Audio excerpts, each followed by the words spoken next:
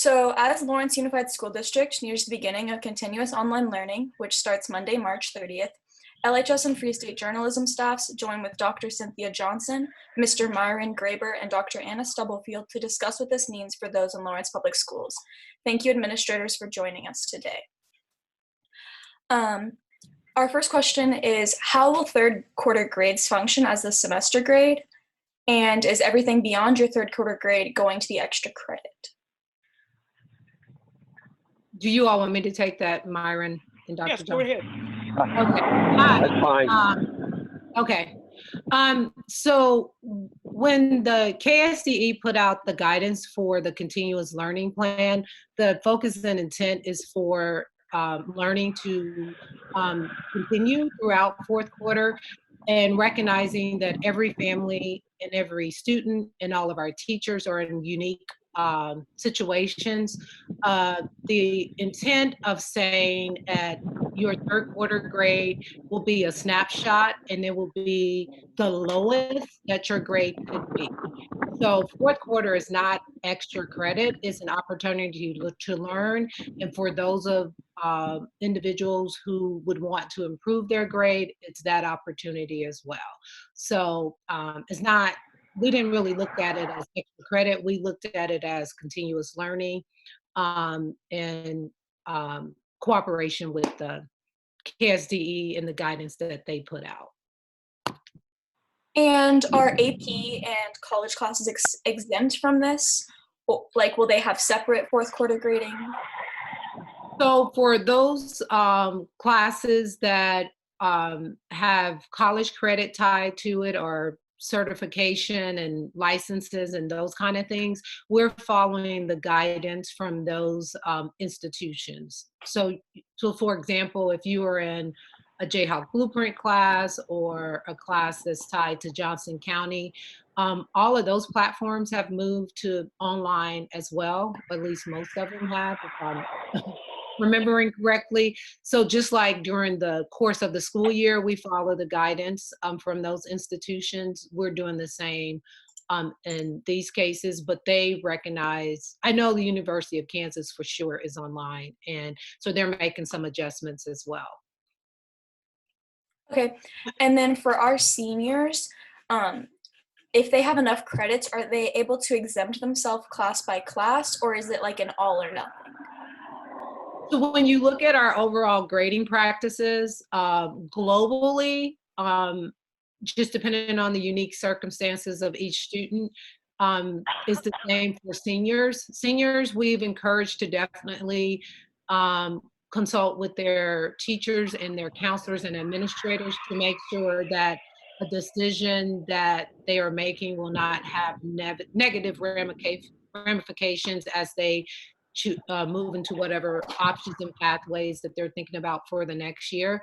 So we did, for this school year, reduce the number of credits for the graduating class from 21 to 23 to acknowledge that some of our families are in very unique circumstances and they need that flexibility, but we did not change our graduation requirements. So like 4 years of ELA, 3 years of social studies, and I don't have it in front of me, but those requirements were there. We just reduced the overall number of credits. So my advice to seniors would be to make sure you're having a conversation with your family and whomever's you make decisions with regarding your education, and then making sure you have a conversation with your counselors if you may need to, for whatever reason, take a step back and have that whatever was your third quarter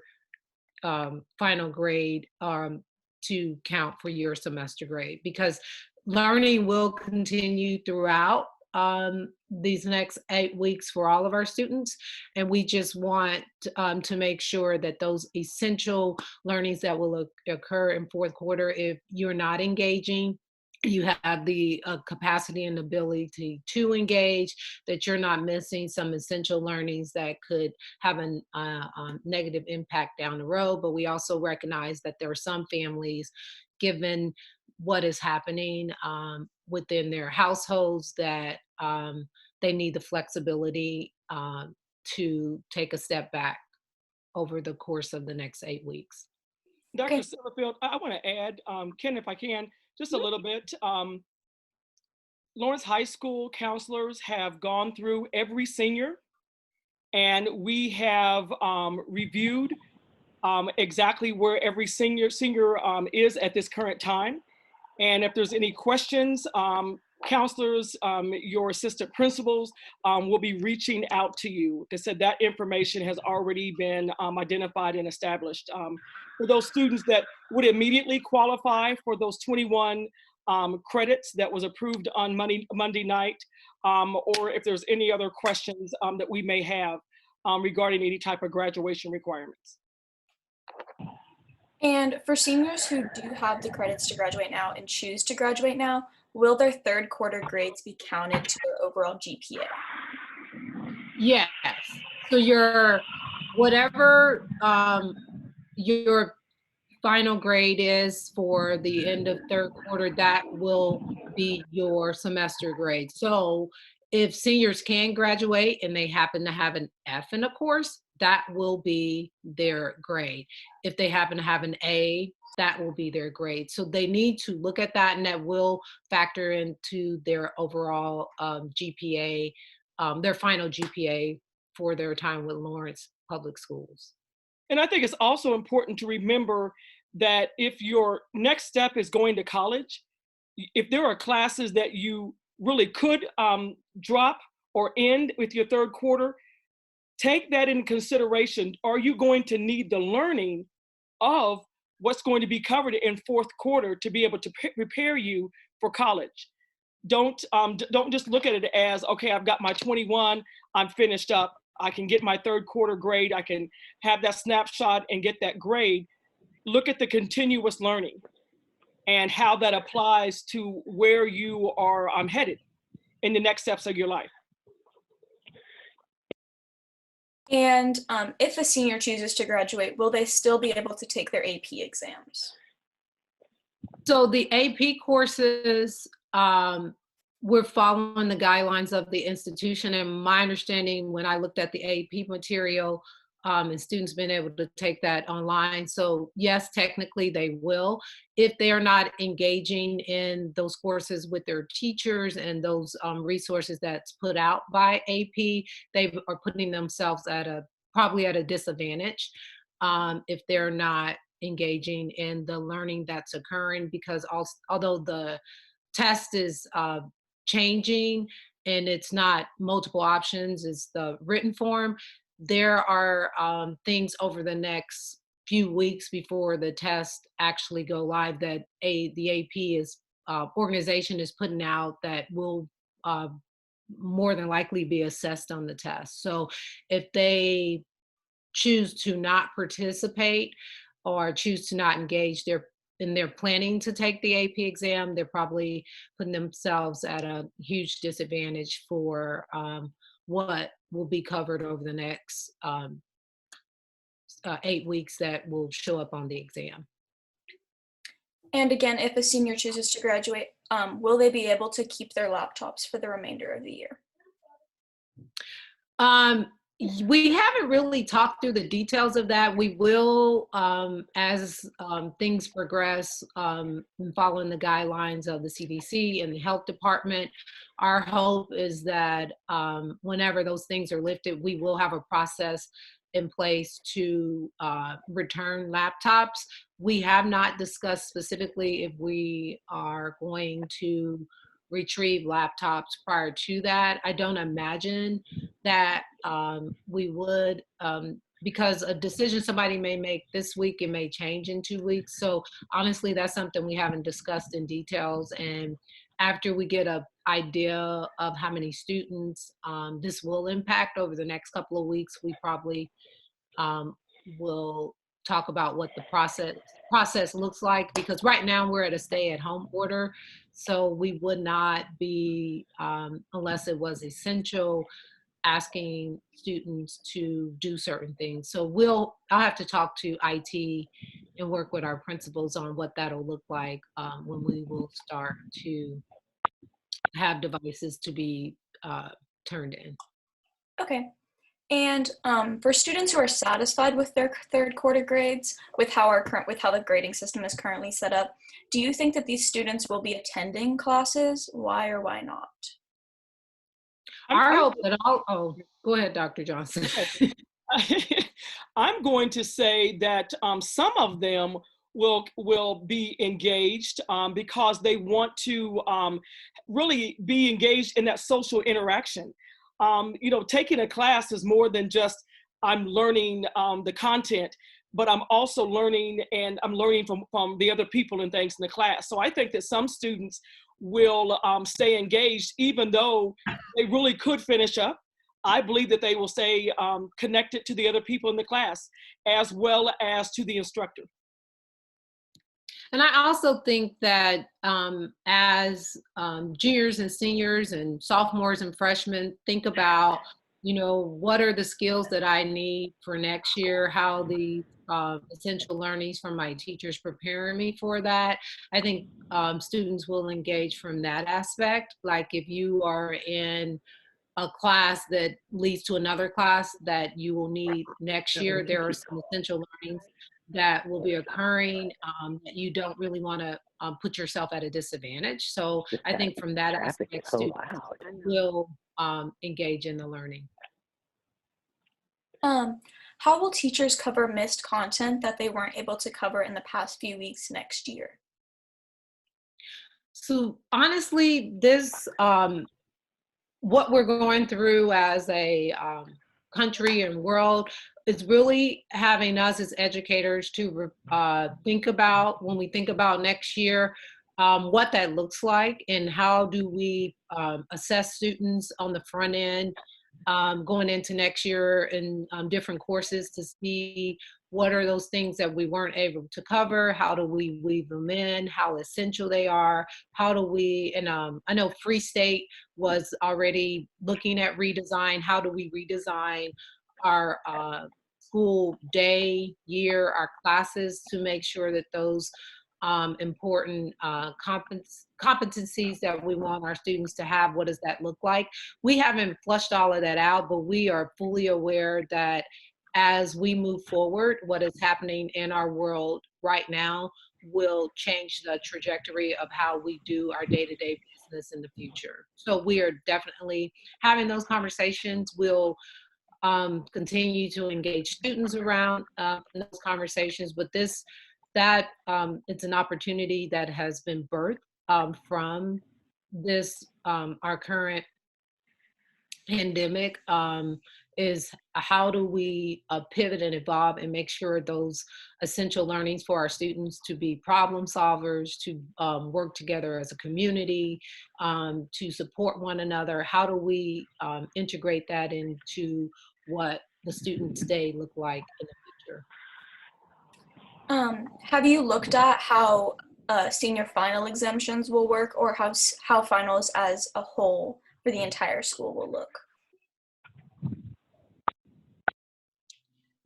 I will say I have not, in that, but you know, we are operating on, we got the continuous learning plan about a week ago. Our teachers have been planning for what moving to online looks like this week. And I think some of those things will come out, we'll figure out as we go what it looks like, you know, when if we were just returning in our normalcy, we know exactly what it will look like. But I think that's where we're going to have to make sure that we're collaborating with our teachers to talk about what that means, what our new grading system means for finals. What does that look like? How does that impact it? And honestly, we haven't had those kind of conversations as of yet. And going back to seniors that are available, like they're able to graduate at this time, will counselors be reaching out to them, or do they need to reach out to their counselors? Counselors will be reaching out to them, but as I have received emails daily from students with multiple questions, which has been great. I mean, I spend my evening replying back to students. If a student has a question now, by all means, send it to the counselor, send it to me, send it to the assistant principal, and we will get back in touch with you.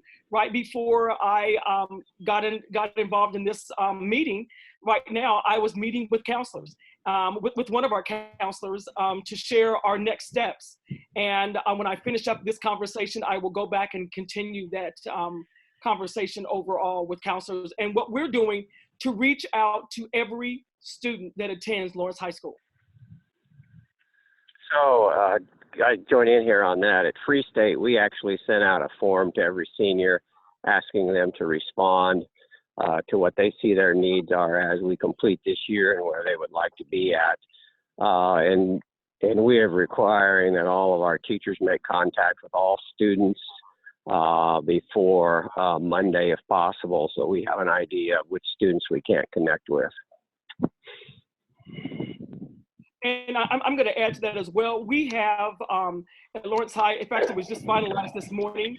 We have a form that also has very similar questions. It's not the exact form, asking not just seniors, but every student, because we want to know, especially seniors, where you are in regard to your choices that you're making, whether you're going to close out third quarter or whether you're going to continue. But also we have some questions for our rest of our students, asking questions about internet, what type of resources and things that you need. Now, there's been multiple families that have reached out to us, and it's a case-by-case situation, and we respond immediately. And how do you think this grading system, will this grading system give an accurate representation of a student's understanding?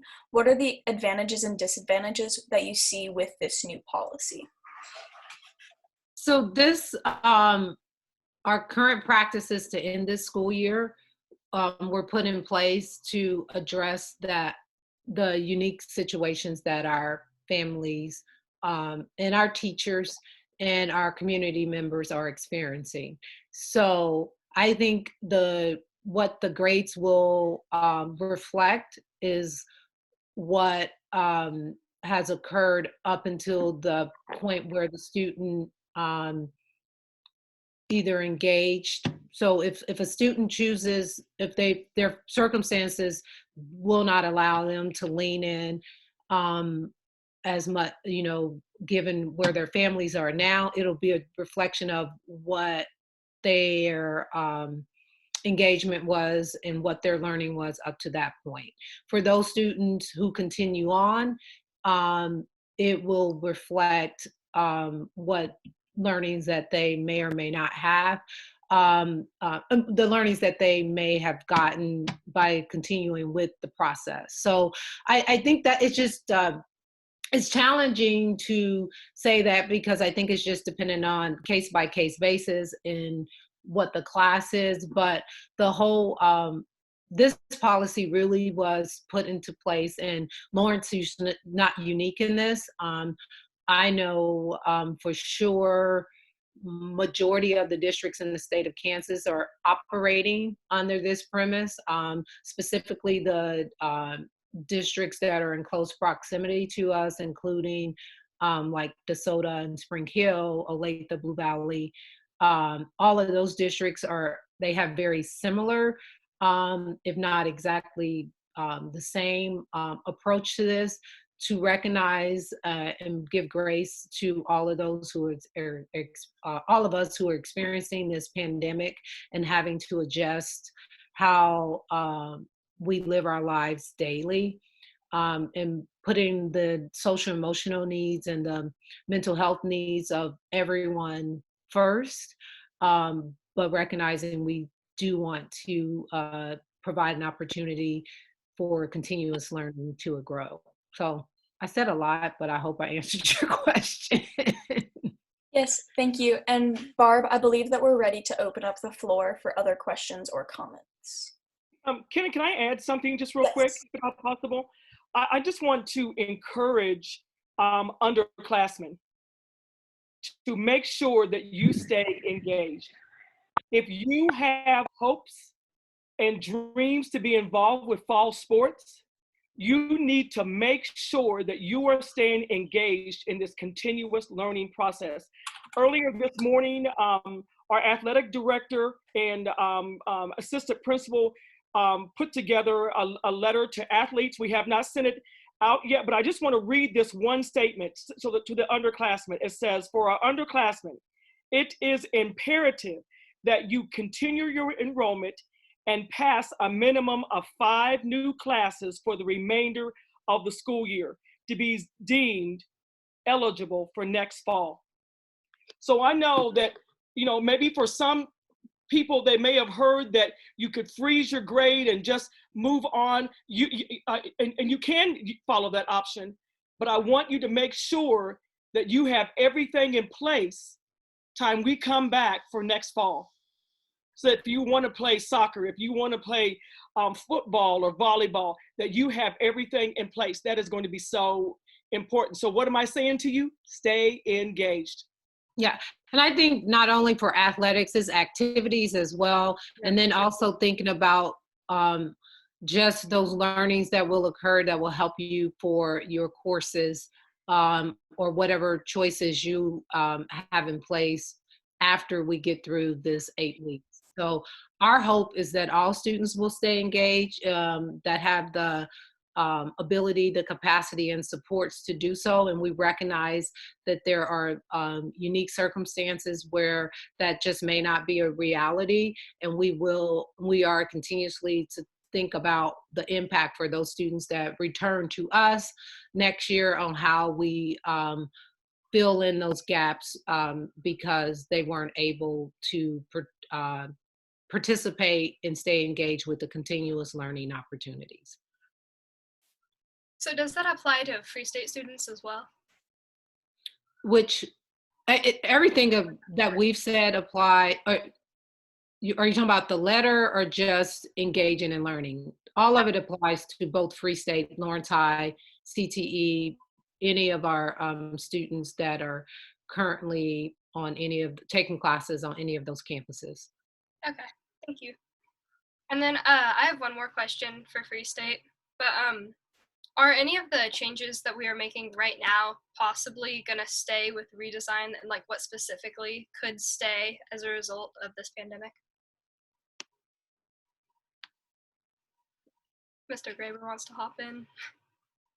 I think we lost Mr. Graber. We're having a few issues with audio there. I think we yeah, I can speak a little to redesign. I know there may be components of it. Honestly, there may be components that we learn that the Free State staff and students learn works well that they may look at. But I'm not 100% sure, but I don't think just narrowly to Free State. As a district, as a system, there are some things that we are learning that we have become more efficient around that we will definitely probably keep, that we'll definitely keep in place, not definitely probably because that kind of contradicts it, but that we'll definitely keep in place just systemically that has allowed us to be more efficient with certain levels of communication. All of us have become better, I'm not an expert yet, of holding online meetings and what do those look like and how we have become more efficient with pre-planning. Like those things we they were birthed out of this crisis, and we'll keep them in place because they've just helped us to be more proficient with efficient and with our time. Emma, I would like to add to that from the Lawrence High School. We have put in place this week different folders for teachers to be able to put their online resources into different files based upon the content, so that should we ever have to walk this road again, those materials are already in place rather than trying to grab everything all at one time. We've already decided that we are going to spend time as we enter into the beginning of next year, helping students to get their online emails set up, making sure that they're using them, making sure that they know how to use all of these different platforms so that if we have to go into an emergency mode like we did and like we are in right now, everything's already in place. I mean, that's important. We've, a lot of time has been spent learning how to use different platforms. For me, I had never conducted a Zoom meeting with 126 staff members, but tomorrow will be my third time, and I love it. And one more question. Since we have this system now in place due to this epidemic, will this system continue to be used next year in the case of snow days? That way we don't have to worry about like extending school. That's one of the conversations we've had preliminary. If we get permission from the Kansas State Department of Education, that is something that we are all for, providing an opportunity for us not to add minutes or add days, and to be able to engage in learning when snow days, or we've had some other situations come up, as you know, at the beginning, like construction and those kind of things. We can still have a way to engage and not have to add minutes or extend the school year. But yeah, so that's one of the things. Those are some of the things that we're hoping. The things that are in our control we'll do, as Dr. Johnson said, what our staff may find is there may be opportunities, instead of trying to gather everybody, that we'll do a meeting online, and then if we can put some processes in place and plan ahead for snow days and what that will look like, we would do that as well. Do any other staff members have any questions or comments that they would like to add? So I have a question. If students choose not to participate in fourth quarter, would that reflect on their attendance, on their transcript, or something like that? The attendance component now, teachers are like, if students are not engaging, our teachers will we'll probably reach out to them first and then let counselors and administrators know. The attendance has been recorded, and it's been recorded like the number of times you meet, but it won't be necessarily in a negative way, like on your report card. Honestly, we haven't worked through what that will look like, but recognizing that there are some students who may not just be choosing to not engage, they can't engage. We're looking at it from the lens of how do we put things in measure so that it doesn't negatively impact students in situations that are out of their control. So honestly, I don't know what it will look like in regards to attendance. We haven't talked to teachers about, because you're not necessarily meeting with your teachers day to day, so attendance is going to look different anyway. Either way, so we're just working through the nuances of that. Okay. Does anyone else have anything to add? I have a question. So if you have good grades, but then you decide you want to keep going on with your study, do you think it's most likely that your grades will go down, or they, like if you fail something? Yeah, if you fail. So we're focusing on learning and not grades. So we want every student to engage, and if you do something and it doesn't go as well, like your grade will not be, the lowest grade you can have is what is frozen on April 10th. What's snapshotted on April 10th. You can always improve, but in this particular process, it will not regress, and that will give the students and the teachers to engage in more authentic conversations around learning. Because let's say if you take an exam and you get an F, that's an opportunity for you to engage without the pressure of it impacting your grade negatively, to really lean in and to have some discussions around what concepts did I miss, where was the disconnect, this is what I thought it said. So I think it'll be a great opportunity where it's not high stakes, to engage in true conversations about learning, and not about, I need to get an A or a B. although that we recognize in the system that we're in, that that's important for students, but this is an opportunity for us to really engage in authentic conversations with your teachers about learning those concepts and what was it that you may have missed, or what you may be grappling with, or how you're presenting the information, depending on what it is, to really drill down to what were those essential things that I need to get that I wasn't able to demonstrate in the format that you were asking me. Because sometimes it may not be that you didn't know it. It may have been the way that the teacher were asking you to demonstrate it didn't align with how you can reflect that you actually learned that. So my hope is that you will be able to engage in more authentic conversations with your teachers around what learning really looks like for you as an individual. Okay, that's perfect. So what if you can't like engage every day?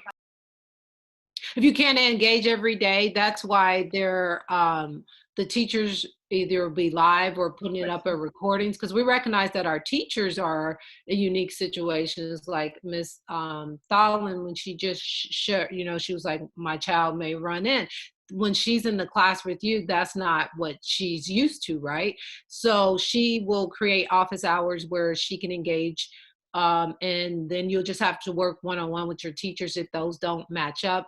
But the schedules that both schools put out, in some cases your teacher will be live during that time, and sometimes in some cases they'll be putting up a recording, because this is a change for all of our staff members who are used to showing up in the classroom every day without the distractions of what's happening in their home. So this is also providing flexibility for our staff. So in those cases, you'll work individually with your teachers to communicate when you are available.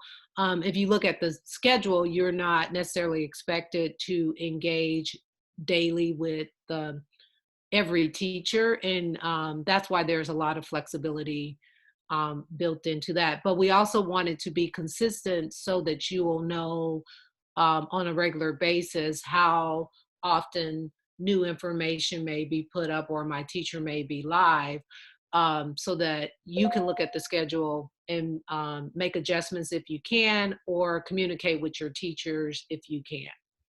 And it's also important to remember that in the posting of our office hours, that the staff members will communicate that information with you at the beginning of next week.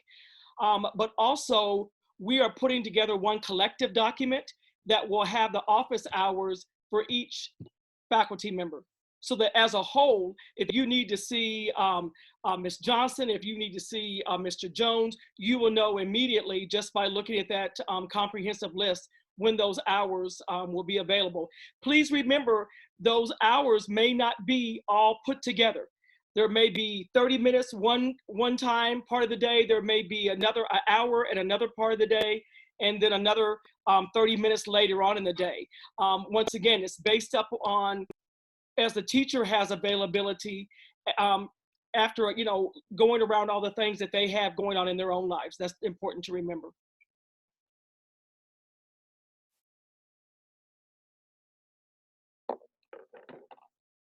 Do we have any other questions for our faculty? Yeah. Do you see some classes like discontinuing because they can't adjust to the online classes now, like workshop classes and like band classes and stuff like that? No. No. There will be some they may not look exactly the same, right, but there will be some form of learning happening in all of those classes. And I know specifically when you think about our CTE courses and some of the hands-on stuff, they have been working all week, and they'll continue to work through to figure out what that looks like in this current platform. So it'll be different for all of us. For everyone, and we'll all just make adjustments, but there are no classes that are not going to be offered or discontinue through this process. I was wondering what will the education look like for students who with like special needs who need more attention, like students with autism who generally get care over the summer without being able to like interact with people. How will that work now? So all of those students, any student that has an individualized education plan, our special ed department and our special ed teachers are working through what that looks like for each individual student based on what their needs are. So it will be individualized depending on what their needs are. And they're working through that, just like we are working through this. So that those students, and they'll be in contact with those students and their parents on what that looks like. And also, Sammy, I want to add to that, you know, as we communicated to the faculty of Lawrence High School on yesterday, the IEP meetings will continue. So we've already shared with them how that will go about, how that would look like. It may be a phone call or be a phone conference, it may be a Zoom meeting, but those individualized plans will continue to be shaped and, you know, to meet the needs of every student. Dr. Johnson and Dr. Stubblefield, if you don't have anything else that you would like to add, thank you so much for joining with us today, and we hope to see you soon. Yeah, the only thing I do want to close out by saying that this is, none of us signed up for this, but this is a great opportunity for all of us to learn from one another and to support one another. And you know, we have our plan today, but something may come about and we may have to pivot tomorrow. So I just want to remind everyone to continue to lean in and engage in the learning, but also to extend grace and understanding to one another, including our teachers who will be jumping in and doing this for the very first time for some of them. So I just want to encourage our students and our parents and our teachers to everyone to extend grace to one another as we embark on this new way of learning that is for all of us. And I strongly believe we're going to come out better and be able to serve our students and families even better than we already have. So I thank you all for taking the time to interview us, to get the message out to your student bodies, and appreciate all that you do around communication for our students in our high schools. Can I have one last comment? Is that okay? I just want to encourage parents, like I did last night in the voice message. Please stay connected to your email. Stay connected to your child that is in your house to make sure that everyone is on the same page. Students, I'm going to say to you again, it is imperative that you check your school-issued email truly on a daily basis. This is the information that teachers have sent to me. They said, Dr. Johnson, please ask students to stay on, you know, to check their emails, to stay connected with us. So I'm doing that, you know, to make sure that we're getting the message out. I've said this on Twitter, but I'm gonna say it one more time.